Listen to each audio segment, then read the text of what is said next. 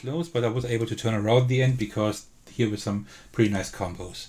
Yeah, and that is how you play Mons and Mages. But how do I like the game? Well, let me tell you, I really, really like this game. But let me start at the beginning. Let's talk about the outer appearance first. The theme is cool. Let me take you back 25 years when I was just 12 years old. The first generation of Pokemon was just released. I got the game and was hooked immediately. I've played almost every game since. Right up to the last entry in the series, Scarlet and Violet. So I was on board immediately when I heard this premise. And I like the way it is set up here. It's a completely different premise because you're assembling pretty much a sports team, right? And then battling it out against each other. You're not capturing any creatures. But the fun of collecting different creatures with varied abilities is still really fun, and Mons and Mages does that really well here. The art style is nicely done as well. Honestly, I'm not a fan of all the designs, but I like most of them, and I appreciate the work that has been put into the art of this game. Don't forget that this is a prototype, but you can hardly see that because of the artwork, but also the components. The components feel really good. As to the dice, look at how chunky and kind of glowy they are. The cards are nothing to write home about, but they're completely enough for what you need to do in this game, for what is needed for this game. So, but you're here for the gameplay. Well, let's talk about that now. The combos you can pull off here are really impressive, and it's a lot of fun chaining all of that together. You're essentially building up an engine here that is really satisfying to pull off if you manage to chain together the abilities. Also, the engine becomes stronger, but it also takes longer until you actually get to a specific card again, the more mons you recruit.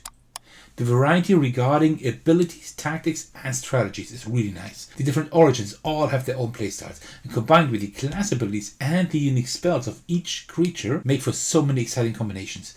It's amazing to play a game that is as satisfying as Mages and Mons. There's a lot you have to handle here, and that makes for some really interesting decisions. Do I meditate for more runestones? Or do I buy a mon now so no one else can get it? This is so much fun. I do think the game could use more creatures. Yeah, there's enough here, and there are even more origins we haven't even seen here today. But it does have that collecting vibe that Pokemon is conveying, and I see a lot of potential here.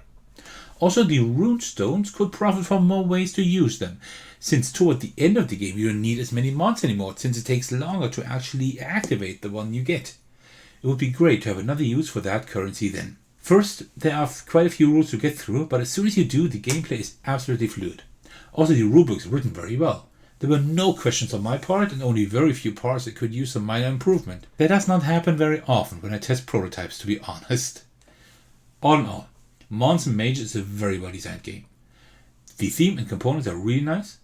The way you build up your engine and chain together combos of different origins, classes and spells is extremely satisfying. This game offers a lot of interesting decisions, which I find one of the most important factors in a game. I just hope for even more mons in the future and maybe even more users for these runestones.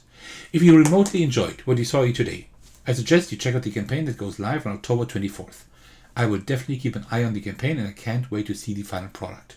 Well, you made it to the end of my preview of the game Mons and Mages. I hope you enjoyed watching it. As usual, I'd like to thank you all for your support. That means so much to me. I especially want to thank my patrons for supporting me on Patreon. The biggest thanks go to Thakono, who's my biggest supporter at the highest tier. Thank you so much for that.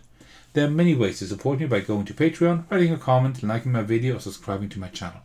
And you can also join my Discord server if you'd like to hang out with me and my community. Alright, thank you so much for watching. I will see you in the very next video or on my Discord server. Take care everyone, stay safe, and cheers!